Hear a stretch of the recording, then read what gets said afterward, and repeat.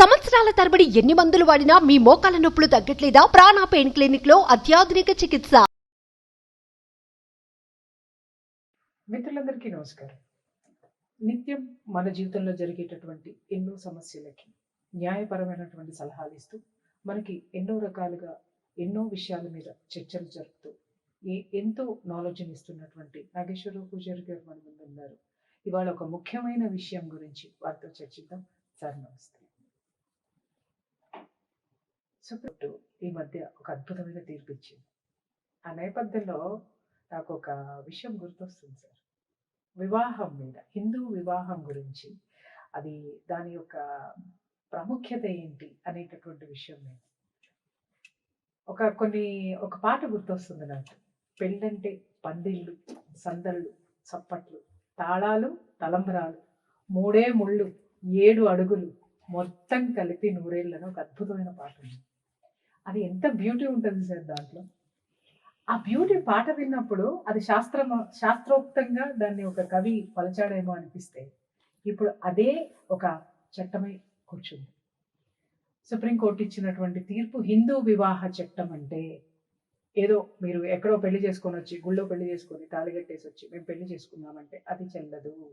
అలాగే ఎక్కడో రిజిస్ట్రేషన్ చేసుకొని వచ్చామంటే ఓకే, వీళ్ళిద్దరు భార్యాభర్తలు అని ఇస్తారు, కానీ హిందూ మ్యారేజ్ యాక్ట్ కిందకి దాన్ని తీసుకురావాలంటే కొన్ని దానికి సంబంధించినటువంటి క్రతువులు ఉన్నాయి. ఆ క్రతువులు మొత్తం ఉంటేనే దాన్ని హిందూ వివాహ చట్టం కింద పరిగణించబడుతుంది అన్నారు.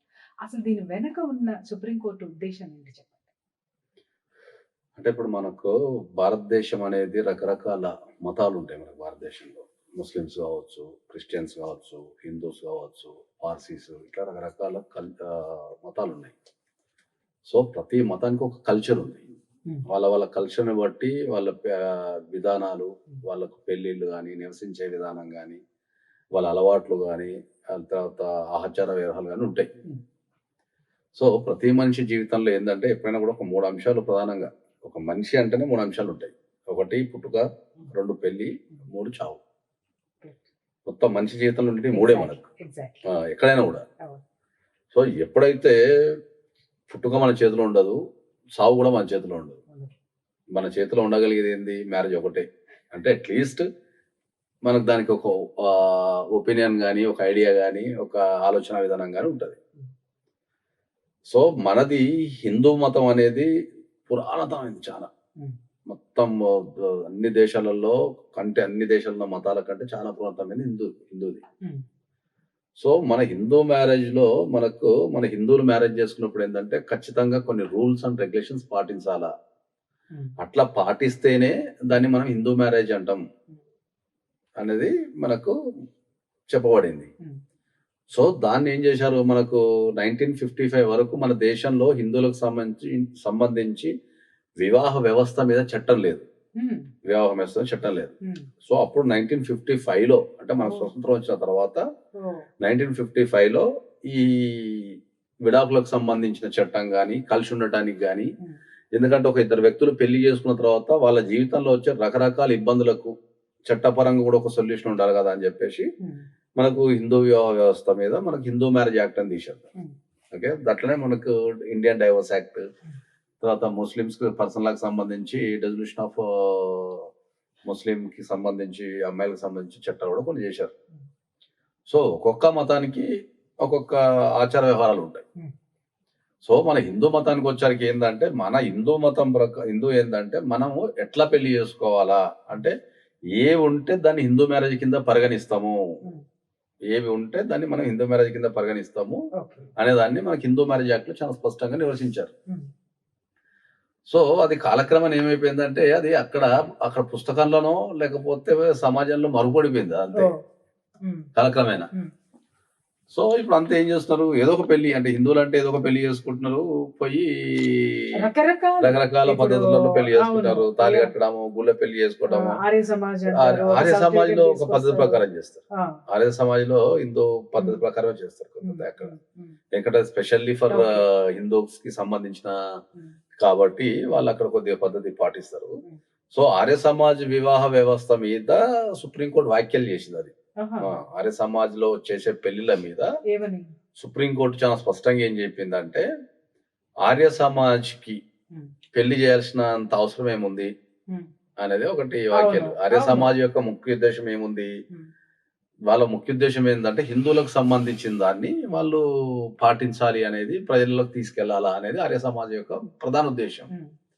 కాలక్రమేణా దాంట్లో ఏమైపోయిందంటే వాళ్ళు పెళ్లిళ్ళు చేయడం, తర్వాత సర్టిఫికెట్ ఇష్యూ చేయడం కూడా జరుగుతున్నది. అది అవును. చట్టం ప్రకారం జరుగుతున్నది. కానీ ఒకానొక సందర్భంలో ఏంటంటే ఆర్య సమాజ్కు సర్టిఫికెట్లు చెల్లవ్వ అనేసి. చెల్లవు అని చెప్పలేదు, చెల్లవు. చెల్లవు అని ఎప్పుడు చెప్పలేదు. ఒక అది. అభిప్రాయాన్ని ఏంటంటే వాళ్ళ మెయిన్ బిజినెస్ కాదు అది ఆ, అనేది చెప్పింది అంతే. ఉమ్, కాబట్టి ఎక్కడ కూడా ఆర్య సమాజ్లో పెళ్లిళ్ళు చెల్లవు అని చెప్పి సుప్రీంకోర్టు ఎక్కడ చెప్పలే. ఓకే. వ్యాఖ్యానించడం It is వేరు. valid. వ్యాఖ్యానించడం వేరు. ఉమ్, ఇప్పుడు మనం ఒక తీర్పు చెప్పేటప్పుడు మనం ఏం చేస్తామంటే కొన్ని వ్యాఖ్యానించేస్తాం. ఉమ్. అట్లా ఒక తీర్పు చెప్పేటప్పుడు వ్యాఖ్యానించడం వేరు, నీకు చెల్లదు అని ఆర్డర్ చేయడం వేరు. ఆర్డర్ ఇవ్వడం. ఓకే. ఈ రెండు వేరు. రైట్. సో మనం ఏం చేస్తాం, మన కార్య సమాజ్ అంటే బాగా క్రేజ్ కాబట్టి సుప్రీంకోర్టు చేసిన వాక్యాన్ని ఎవరికి నచ్చడం వాళ్ళు రాసేసుకున్నారు. ఓకే. సుప్రీంకోర్టు ఏమన్నది అంటే దానికి పెళ్లిళ్ళకు Authenticity. ఇష్యూ అంతా ఏముంటది అని వాళ్ళంత ఉద్దేశం అది కాదు కదా అన్న టైంలో అన్నది ఓకే. అట్లా.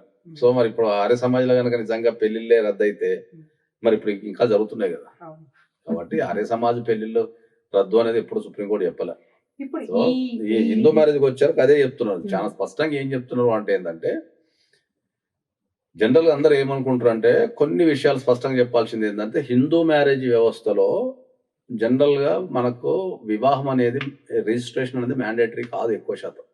ఎందుకంటే ఇప్పటికీ గ్రామాలలో, పట్టణాలలో, సెకండ్ టైర్ సిటీస్ లో, చిన్న చిన్న ఊర్లలో హిందూ వ్యవస్థ మ్యారేజ్ జరుగుతుంటది. అవును.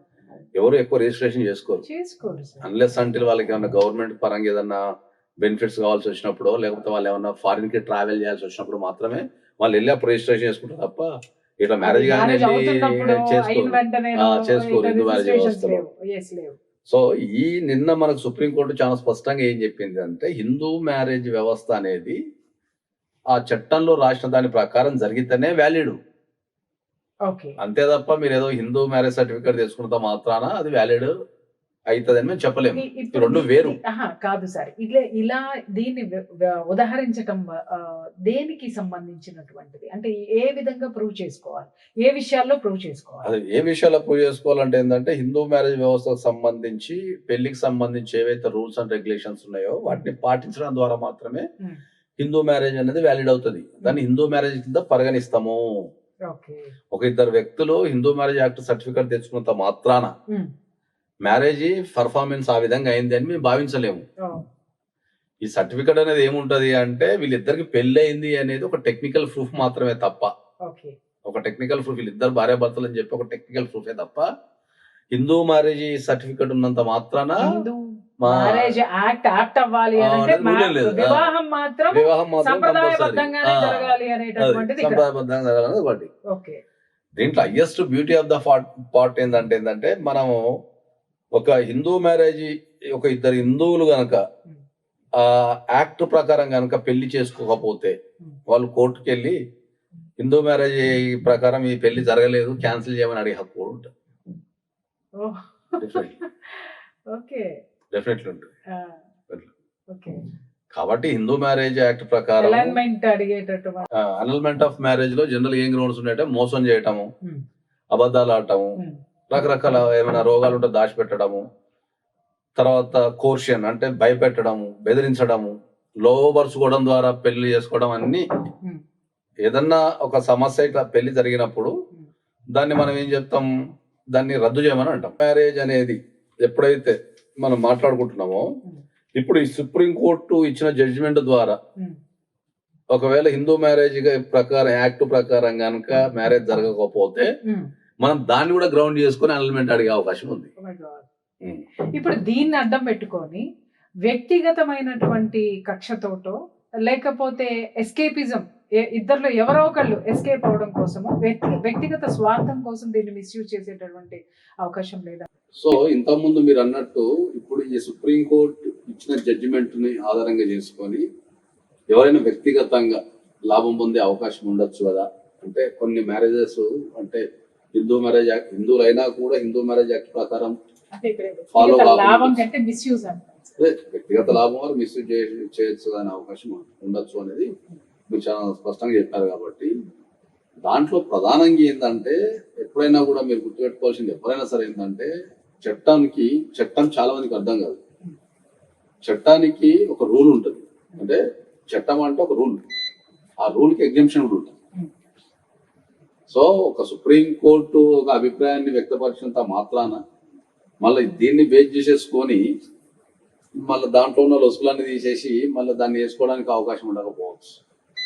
ఎందుకంటే వ్యక్తి ఇక్కడ కేసు టు కేసు ఉంటుంది.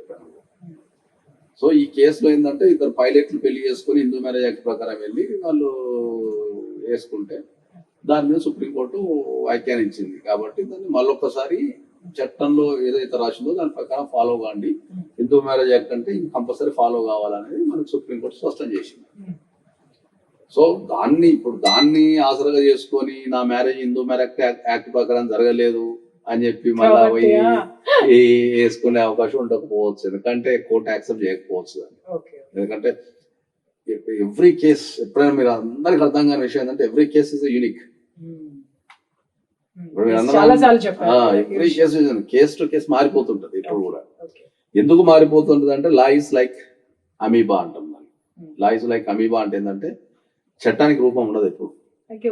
ఒక విషయం గుర్తొస్తుంది సార్, ఎన్టీ రామారావు గారి సినిమాలో ఒక మాట ఉంటుంది, తీర్పు కోర్టుకి తీర్పుకి కూడా తేడా ఉంటే ఎలా ఎవరు ఆధారం అని అడుగుతారు.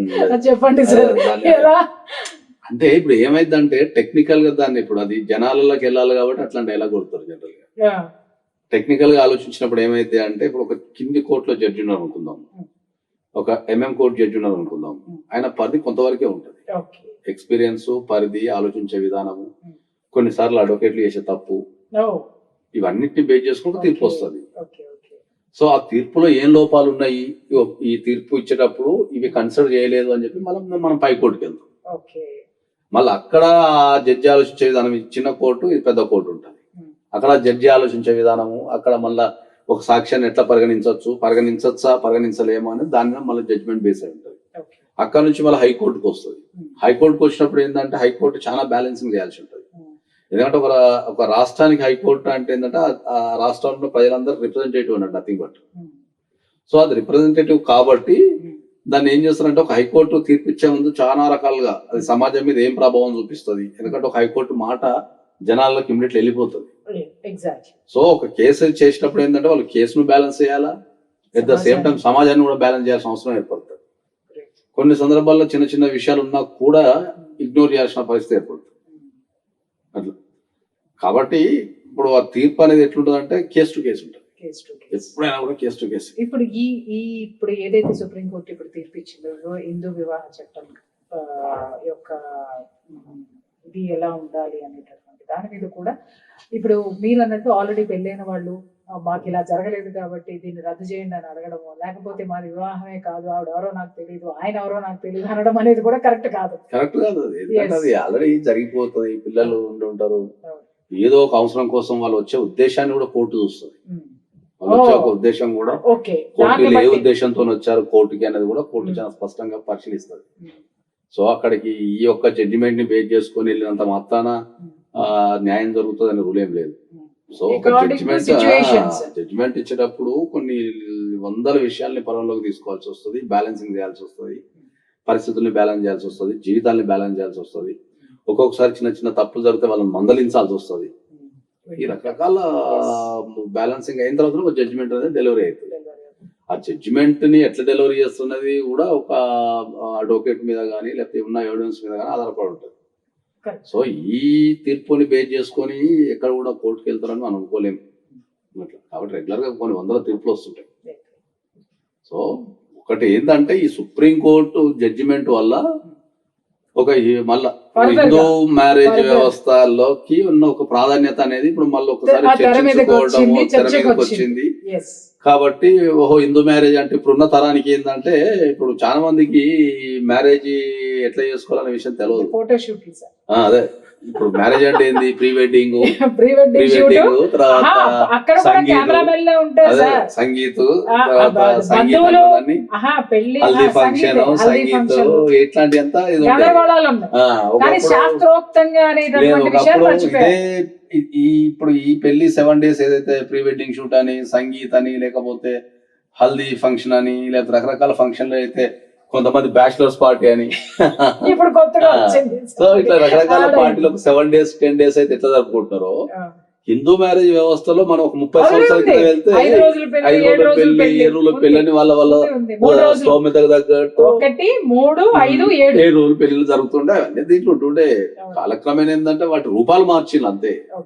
కాబట్టి అది జరుగుతూనే ఉంటది. కానీ ఇప్పుడున్న యువతరానికి అయితే ఒక హిందూ మ్యారేజ్ అంటే ఏంది, దాన్ని ఎట్లా చేసుకోవాలా, లేకపోతే ఒక క్లారిటీ అనేది అయితే సుప్రీంకోర్టు ఇప్పుడు ఈ జడ్జిమెంట్ చేయడం ద్వారా ఏంటంటే అట్లీస్ట్ ఒక ఆలోచించగలిగే శక్తి వచ్చింది జనాలకు. సో ఇది విస్తృతంగా కనుక జనాల్లోకి వెళ్తే మన హిందూ మ్యారేజ్ వ్యవస్థ మీద కానీ ఒక గౌరవం కానీ నమ్మకం కానీ దాని గురించి తెలుసుకోగలిగితే అది కరెక్ట్ అవుతుంది అనుకుంటాం. నిజానికి చెప్పాలంటే ఏంటంటే మన మ్యారేజెస్ అన్ని ఫెయిల్డ్. ఎందుకు అదే చెప్తున్నాను, మనం ఎన్నో వందల సార్లు చెప్పినాం కదా. మళ్ళా ఇప్పుడు ఒక్క మ్యారేజ్ ఫెయిల్డ్ అంటానికి ఇప్పుడు కర్నూలు స్వామికి కనుక 100 కారణాలు ఎట్లుంటాయో, ఒక మ్యారేజ్ ఫెయిల్డ్ అంటానికి కొన్ని లక్షల కారణాలు ఉంటాయి. ఇప్పుడు ఈ జడ్జిమెంట్ ద్వారా ఏం చెప్తున్నారు అంటే ఏంటంటే, హిందూ వివాహ వ్యవస్థలో మనం ఏం చేస్తామంటే మంట పెట్టుకొని అగ్ని చుట్టూరు, మన హోమగుండం చుట్టూరు 7 అడుగులు ఒకళ్ళ చేతిలో అగ్ని సాక్షిగా ఒకళ్ళ చేతిలో ఒకళ్ళు పెట్టుకొని మనసా వాచ కర్మన సప్తపది చేసుకుంటూ ఒకరికొకరు చేసుకునే ప్రమాణాలు అవి. ఒకరికొకరు అగ్ని సాక్షి చేసుకునే ప్రమాణాలు. కాబట్టి అందులో ఉన్న మజా అంటే అట్లా చేయటం ద్వారా ఏంటంటే ఒకరికొకరికి దగ్గర కావడం, ఒక నమ్మకము, ఒక ప్రేమ, ఒక ఆప్యాయత, ఒక ట్రెడిషన్ వల్ల వాళ్ళు మరింత దగ్గర అవకాశం ఉంటది. అది పెట్టిన సిస్టమే అది. ఇప్పుడు అందుకే చెప్తాను, ఇప్పుడు జరుగుతున్న పెళ్లిళ్ళన్నీ ఏమైనా ఫోటోషూట్ కి వాటికి వీటికి కూర్చొని మేకప్ల మీద దృష్టి పెట్టడం ద్వారా ఆ అటాచ్మెంట్ అనేది, పెళ్లి అనేది ఒక అటాచ్మెంట్. ఆ అటాచ్మెంట్ చూపు తెర పెట్టిన తర్వాత, తెర తీసిన తర్వాత చూసుకోమంటారు సార్. అప్పుడు ఉన్నటువంటి హృదయం జల్లరించడం కానీ పెళ్లి జరిగేదే పెళ్లికి వచ్చినామంటే తంతు టైపులా ఎవరు కూడా వాళ్ళకి ఏం పెట్టిళ్ళు, ఆ చీర తక్కువగా పెట్టిళ్ళు, భోజనాల దగ్గర అన్నం పెట్టలే, పెళ్లి పిల్లగానే చూసుకోలే, పెళ్లి పిల్లని చూసుకోలే, మేము ఇంత కష్టపడం. ఇక్కడ ఒక మానసికంగా అటాచ్మెంట్ అనేది ఎక్కడ ఉంది జనాలకు అట్లా. కాబట్టి ఆ మానసికమైన అటాచ్మెంట్ ఎప్పుడు వస్తుంది అంటే ఆ వివాహ వ్యవస్థలో ఆ అగ్ని చుట్టూరు వేద మంత్రాల సాక్షిగా ఒక చెయ్యి పట్టుకొని నడిపించుకుంటూ తిరిగితేనే మనకు బాండింగ్ అనేది వస్తుంది. అదొక ఫీలింగ్ అది. ఇప్పుడు ఎంతమంది అంటే నేనైతే జనరల్ గా పెళ్లిళ్ళకి ఎక్కువ వెళ్ళాను, ఎందుకంటే డ్యూ టు బిజీ షెడ్యూల్స్ అవి. కానీ ఎక్కడ కూడా మనకు వివాహ అగ్ని పెట్టి తిప్పే కార్యక్రమాలు అయితే ఎక్కడ చూడలే. ఎందుకంటే మాక్సిమం పెళ్లిళ్ళు మనకు ఫంక్షన్ లో జరుగుతాయి. ఆ ఫంక్షన్ లో పక్కన కూర్చోబెట్టి మా మంత్రాలు చదివేసి కుర్చీల మీదనో ఏమో కూర్చోబెట్టి పెళ్లి చేస్తారు. నవ్వొచ్చింది. స్టూల్ పెళ్లి కూడా వాళ్ళ యూతే కదండి, కిందకు దాన్ని ఏమంటారంటే ఆ చెక్కని ఏదో అంటారు సార్, దాని మీద కూర్చోబెట్టేవారు. దాని మీద ఒక తెల్ల బట్ట వేసి పీట వేసి కూర్చోబెట్టేవారు. ఇప్పుడు ఏమవుతుంది, ఇంతింత పీటలు. అరే యూత్ కూడా కింద కూర్చోలేనటువంటి అసక్తతలోకి, అనారోగ్యంలోకి వచ్చేసారా అనే బాధ కూడా కలుగుతుంది ఒక్కొక్కసారి చూస్తుంటే. వింత పోకడలు, వింత అలవాట్లు.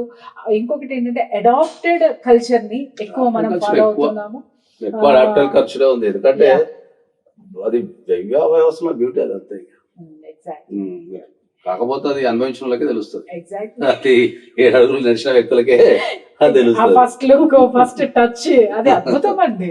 నేను నడిచిన అగ్ని చుట్టూ 7 అడుగులు నడిచిన కాబట్టి నాకు ఆ ఫీల్ బాండింగ్ అర్థమవుతుంది. అట్లా కాబట్టి 20 సంవత్సరాలు అయింది కదా మ్యారేజ్ అయ్యి, అది అట్లే ఉండిపోయింది. కాబట్టి వన్స్ అపాన్ ఏ టైమ్ వివాహాలు ఎందుకు నిలబడినాయి అంటే, వాళ్ళు విడిపోవాలని ఎప్పుడు ఎందుకు అనుకోలేదంటే, ఇది ఎప్పటికీ వాళ్ళకి వెన్నంటి ఉండేవి ఈ జ్ఞాపకాలన్నీ కూడా. అరే నన్ను నమ్ముకుని వచ్చింది తెచ్చేది, అరే వాళ్ళ అమ్మా నాన్నను వదిలేసి వచ్చిందనో, లేకపోతే ఆ ఫస్ట్ చూపు ఏదైతే వాళ్ళు చూస్తారో ఒక మగవాడిని, అతని ఫోటోనే ఉండిపోతుంది. ఈ లేడీస్ లో కూడా, విమెన్ లో ఆ ఫస్ట్ ఫోటో అంటారు చూసారా, దాన్ని చెరిపే వాళ్ళు కాదు సార్. అతను దుర్మార్గుడైనా దుష్టుడైనా అందగాడు కాకపోయినా బంధము సార్ అది. ఇప్పుడు మన వివాహ వ్యవస్థలో బ్యూటీ అది. అందరూ వచ్చి ఇప్పుడున్న యూత్ అంతా వచ్చి ఏమంటారు అంటే ఏంటంటే, సార్ అమెరికా లాంటి దేశాలలో విడాకులు అడగనే ఇచ్చేస్తారు కదా సార్, ఇండియాలో మాత్రం విడాకుల కోసం పోరాడాలి కదా సార్ అంటారు. అడగంగానే ఇచ్చేస్తే ఆ బంధానికి వాల్యూ ఏముంటది? పోరాటంలోనే ఉంది కదా జీవితం Exactly. అని మనం అంటే చెప్తాం. వాళ్ళకి ఏం అవసరమో అది మాత్రమే తీసుకుని మాట్లాడతారు. కానీ అమెరికా లాంటి దేశాల్లో టైం పంక్చువాలిటీ ఉంటుంది, వీళ్ళని పాటించమని చెప్పండి, కొన్ని రూల్స్ అండ్ రెగ్యులేషన్స్ ఉంటాయి, పాటించమని మంచి మంచి చెప్పండి. మంచి తీసుకోరు కదా. మంచి తీసుకోరు, అదే అంటున్నాను కదా. అంటే ఇప్పుడు ఎలా ఉంటదంటే రాముడు మాంసం తిన్నాడు తినలేదా అని మాట్లాడతారు. అరే రాముడుకున్న క్వాలిఫికేషన్స్ లో నీకున్నాయా? ఒకటి ఉందా చూపించు. రాముడు బాణం వేస్తే ఎదురు రాదు, రాముడి మాటకి తిరుగులేదు, రాముడికి అంత సైన్యం ఎక్కడి నుంచి వచ్చి నువ్వు పిలిస్తే నీ ఇంటి వాళ్ళే రారు. ఆ క్వాలిటీస్ నీలో ఉన్నాయా? లేవు. ఎలా పోల్చుకుంటావు? How you compare with other such a great persons అండి. అట్లాగే దేశాల గురించి మాట్లాడతారు. అరే నీ దేశం ఏంటి, నువ్వు ఎక్కడ పుట్టావు, నీ దేశం యొక్క సంస్కృతి మీద నీకు అవగాహన లేక. భారతదేశాన్ని కానీ భారత సంస్కృతిని కానీ మించింది ఏది కూడా ఈ ప్రపంచంలో లేదు. మీరు ఎన్నో సందర్భాల్లో ఈ మాట తిరిగిన కాబట్టి చెప్తున్నాయి, నేను తిరగకుండా దేశాలు తిరిగారు కాబట్టి చెప్తున్నారు. దేశాలు యూరోప్ అంతా. తిరిగిన కల్చర్ ని చూసినా కాబట్టి చెప్పగలుగుతున్నాను. ఏదో ఇక్కడ కూర్చోబెట్టినా చెప్తాను లేదండి. Obviously. కాబట్టి నేను అందరికి రిక్వెస్ట్ చేసేది ఏంటంటే హిందూ మ్యారేజ్ యాక్ట్ ప్రకారం ఎవరన్నా పెళ్లి చేసుకోవాలనుకుంటే కంపల్సరీ చట్టంలో కానీ మన సంస్కృతిలో ఉన్న విషయాలను పాటిస్తూ పెళ్లి చేసుకోవడం తప్ప ఏదో ఆర్టిఫిషియల్ గా ఫంక్షన్ హాల్లో చేసుకున్నా ఇప్పుడు అన్ని ఫంక్షన్ హాల్లే ఉన్నాయి, కానీ చాలా విషయం. పద్ధతులు పాటించమని చెప్తున్నాం మనం అట్లా. ఇక్కడ మీకు ఒక విషయం చెప్పాలి. మా బంధువుల ఇళ్లలోనే పెళ్లి జరుగుతుంటే ఊరు నుంచి చుట్టాలు వచ్చారు. వాళ్ళకేంటి సార్, అరే మనవరాలను పెళ్లి కూతురుగా చూసుకోవాలి, అది ఎట్లా ఉందో, ఎంత అందంగా ఉందో, ఇలాంటివి ఉంటాయి కదా. వాళ్ళు ఆ తతంగం చూడడానికి వస్తారు. అక్కడి నుంచి మొత్తం చుట్టూ ఒక 10-15 మంది కెమెరాలే సార్. కెమెరా తీసేవాళ్ళు ఒకళ్ళు, తర్వాత ఇంకేదో చేసేవాళ్ళు ఒకళ్ళు, అసిస్టెంట్లు వీళ్ళే ఉన్నారు, చూసే వాళ్ళకి ప్లేస్ లేదు. అయితే దాంట్లో ఒక ఆవిడ గట్టిగా అరిచింది ఎవరిని, ఆ పెళ్లి కూతురు తల్లిని. ఇదేంటే చుట్టూ వాళ్ళు ఉన్నారు, పక్కకు జరగమను, అమ్మాయి కనపట్లేదు మాకు అని అంటే, ఆ తల్లి చెప్పిన సమాధానం వింటే నిజంగా ఇప్పటికి కూడా బాధ వస్తుంది. ఆ తల్లి కూడా వింటే బాగుండు, ఇలాంటి తల్లులు వినాలి. ఏమంది అని అంటే, ఇప్పుడు ఫోటోలు వీడియోలు అనేవి శాశ్వతంగా ఉంటది, మీరు ఉంటారా అని మాట్లాడింది. కానీ అలా 3 రోజుల్లో పుట్టుకోమన్న బంధాలు ఎన్నున్నాయి సార్. ఇంపార్టెన్స్ వీడియోలకు ఇచ్చి ఇంకొక విషయము, ఈ మీరు వివాహ వ్యవస్థ గురించి ఇంత మంచి అద్భుతమైన విషయం వచ్చింది కాబట్టి ఇంకొకటి కూడా చెప్తా. రీసెంట్ గా ఒక విషయం జరిగింది. పెళ్లి పీటల వరకు వచ్చి సంబంధము క్యాన్సిల్ అయిపోయింది సార్. క్యాన్సిల్ అయిపోయిన తర్వాత ఒక తండ్రి బోర్ ఏడుస్తున్నాడు. ఏడుస్తుంటే నాలాంటి వాళ్ళు అడిగారు, ఎందుకండి చెడిపోయింది, వాడు వెధవా అని తేలిపోయింది కదా, పెళ్లి కొడుకు మంచివాడు కాదు, పెళ్లి అమ్మాయి వద్దనుకుంది, పెళ్లి పీటల మీద ఆగిపోయింది. ఎందుకండి, వాడు వెధవని తెలిసాడు, పెళ్ళైతే ఎంత భయంకరంగా ఉండేదో ఇప్పుడే తెలిసిపోయింది కదా, మీరు ఎందుకు ఫీల్ అవుతున్నారు అని అడిగితే తండ్రి చెప్పిన సమాధానం చెప్పండి కదా, నా కూతురికి ఈ పెళ్లి మండపం మీదే వాడు పరిచయం అయి ఉంటే నేను గర్వపడేవాడిని. కానీ ప్రీ షూట్ వెడ్డింగ్ పేరు మీద బికినీలేసి లిప్ టు లిప్ కిస్సులు ఇచ్చి ఎన్నెన్నో నా కూతుర్ని చేసి ఆ ప్రీ షూట్ వెడ్డింగ్ చేసేసి సోషల్ మీడియాలోకి వదిలేశారు. ఇక్కడ నిండా చీర కట్టుకున్నటువంటి నా కూతుర్ని చూసిన తర్వాత ఈ రోజు ఆ వీడియోస్ అన్ని వైరల్ అవుతున్నాయి సోషల్ మీడియాలో. ఈ రోజు వీడు నా కూతురికి భర్త కాడు, ఇప్పుడు నా కూతుర్ని నేను మళ్ళీ తనకి ఎలాంటి జీవితాన్ని నేను ఇవ్వగలను అని తండ్రి ఏడ్చిన క్షణాలు. ఇది నిజంగా జరిగినటువంటి సంఘటన. జరుగుతుంటది తప్పకుండా కదా. మీరన్నట్టు సంప్రదాయాన్ని శాస్త్రాల్ని వదిలేసి ఎక్కడి నుంచో అడాప్ట్ చేసుకొస్తే ముంచుకొచ్చేటటువంటి ఉపద్రవాలు కూడా ఇలాంటివే ఉంటాయి. నిజంగా చాలా గొప్ప విషయాలు చెప్పారు. Thank you so much. Friends విన్నారు కదా, సార్ ఎంత క్లియర్ గా చెప్పారంటే సంప్రదాయాన్ని పాటించడం వల్ల వచ్చే రక్షణ ఏంటి అనేది చాలా అద్భుతంగా చెప్పారు.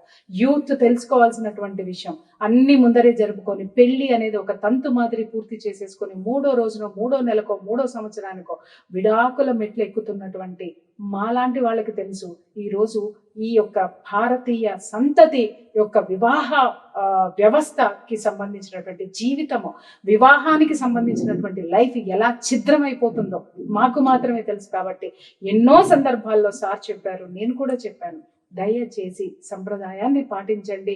సంప్రదాయాన్ని పాటించడం వల్ల మనం రక్షణే ఉంటది తప్పితే వేరే ఏ విధమైనటువంటి ఇలాంటి అలజడులు కానీ అల్లకల్లోలు కానీ ఉండవు. నిజంగా సంప్రదాయాన్ని పాటించండి, హిందూ వివాహ చట్టాన్ని గౌరవించండి, వివాహాన్ని గౌరవించండి. Thank you. సుమన్ టీవీలో మీ పర్సనల్ అండ్ బిజినెస్ ప్రమోషన్స్ కోసం కింది నెంబర్కి కాంటాక్ట్ చేయండి.